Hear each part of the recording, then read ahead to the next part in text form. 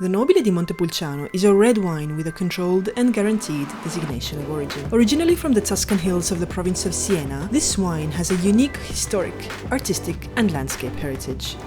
But what makes this wine so special? And how is Montepulciano born? What are the peculiarities of its production area? Let's find out together in this fourth chapter of How to Make Wine.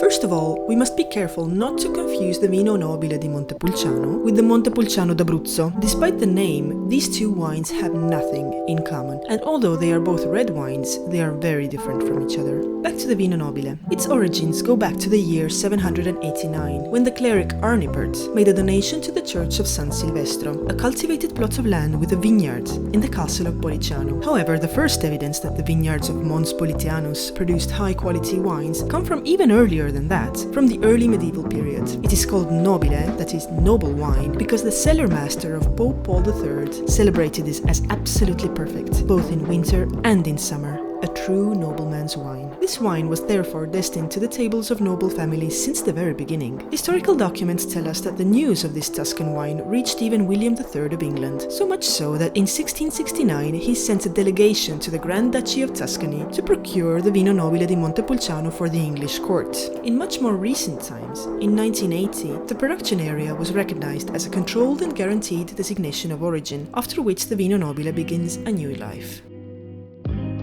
The Vino Nobile di Montepulciano is produced in the municipality of Montepulciano, from which it takes its name, between the hills of Val d'Orcia and Val di Chiana, at an altitude of between 250 and 600 meters over the sea level. The territory is inland, and so has a variable climate from season to season, with mild, humid winters and hot, but not excessively hot summers. The region offers the right conditions for growing vines, while autumn rains ensure the necessary irrigation. The area of production has remained almost the same size as the original, covering an area of about 2,000 hectares, almost an eighth of the total area of the municipality. The value of the vineyards is around 150,000 euros per hectare, having a maximum yield of 8,000 kilograms of grapes per hectare that can be transformed into wine at an effective yield of 70%.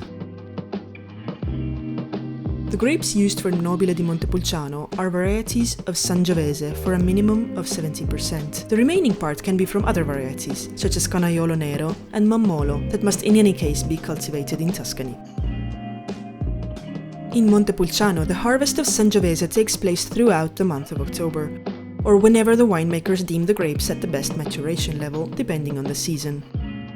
These vines are grown using the spurred cordon method, which consists in making the plants develop horizontally along the rows, so that each vine becomes intertwined with its neighbor. This system is used for mechanizing the harvest, as it facilitates the shaking of the vines and the collection of individual grapes.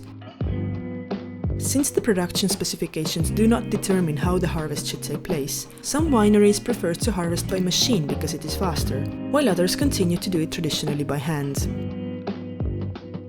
Immediately after the harvest, whether it has been done by machine or by hand, all the grapes are taken to the fermentation centers. The fermentation process lasts from 18 to 22 days, and it takes place with the grape skins immersed in the vats. The skins are removed by pressing later, at the end of the fermentation. For the wine to merit the designation of Nobile di Montepulciano, every single step of the production process must take place within the controlled and guaranteed designation of origin area, or in any case, within the borders of the municipality of Montepulciano. As with all red wines, maturation or aging occurs after fermentation. At this point, the individual winemakers can decide how to mature their wine. The DOC G specifications provides that the wine should be aged for no less than 2 years, but in different ways. Entirely in small or medium capacity Slavonian oak barrels, 18 months in barrels, plus another 6 months in another container, usually steel, 12 months in wood barrels, 6 months in another container, and finally another 6 months in the bottle. For the most renowned reserve, the aging period can extend upwards from a minimum of 38 months. The bottling, as well as the production, must also be done within the controlled and guaranteed designation of origin area to ensure the authenticity of the product.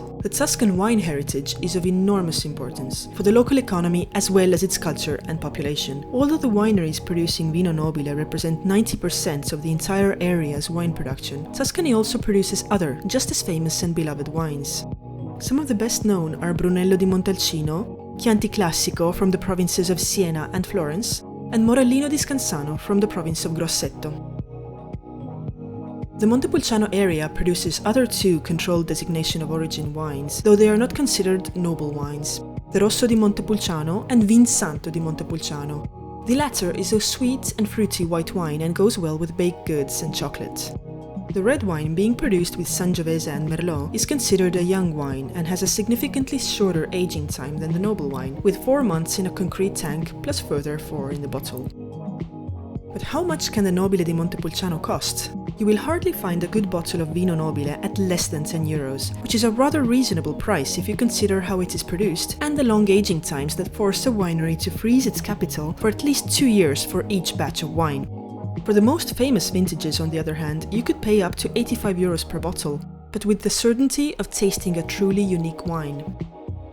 How long does a bottle of Montepulciano last? If properly preserved, the Vino Nobile has a really long aging potential, up to 15 years. In any case, it is recommended to wait at least 6 or 7 years before opening up a premium bottle. The typical color of the Vino Nobile is ruby red, which gravitates more and more towards garnet as it ages. The characteristic intense and ethereal scent recalls red fruits, dry plums, and tobacco. At tasting, this wine is persistent, dry, and balanced, with hints of wood from the typical aging in wooden barrels.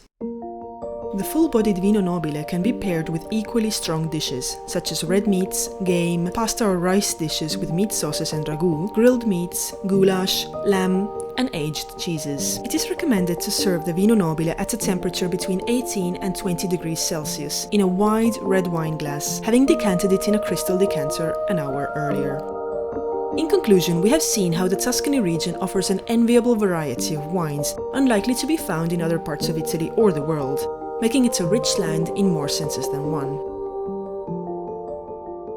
Comment if you have anything to share or add. Which Montepulciano do you think is the best? If you like this video, please click like or subscribe to our channel and vote below. Which wine would you like to see featured in the next episode?